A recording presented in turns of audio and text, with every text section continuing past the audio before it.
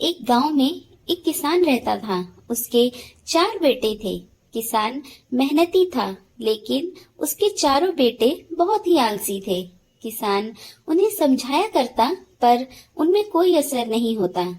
किसान जब बूढ़ा हो गया और उसे लगने लगा कि अब उसके कुछ ही दिन बच गए हैं, तो उसने अपने चारों बेटों को बुलाया और उनसे कहा, सुनो बेटो, अब मैं कुछ ही दिन का मेहमान हूँ। मरने के पहले तुम्हें एक राज की बात बताना चाहता हूँ।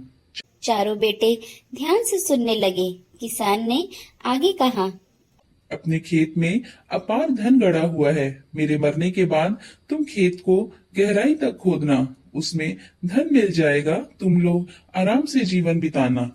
चारों बेटे खुश हो गए। उन्हें लगा कि अब उन्हें सारी जिंदगी काम नहीं करना पड़ेगा। कुछ दिनों बाद किसान की मृत्यु हो गई। उसका अंतिम संस्कार करने के बाद चारों बेटे खेत में जाकर खुदाई करने लगे। कई दिनों तक खेत खोदने के बाद भी उन्हें कुछ नहीं मिला। उन्हें अपने पिता पर बहुत गुस्सा आया, लेकिन उन्होंने सोचा कि जब खेत खुद ही गया है तो यहाँ धान बो देते हैं। उन्होंने खेत में धान बो दिया। कुछ माह बाद खेत धान से लहलहा उठा। धान बेचकर उन्होंने अच्छा खासा धन कमा लिया। उस दिन उन्हें अपने पिता की बात का अर्थ समझ आया कि उनके खेत में अपार धन छुपा है, बस उन्हें मेहनत करने की जरूरत है। उन्होंने उस दिन से जी तोड़ मेहनत करने का संकल्प लिया।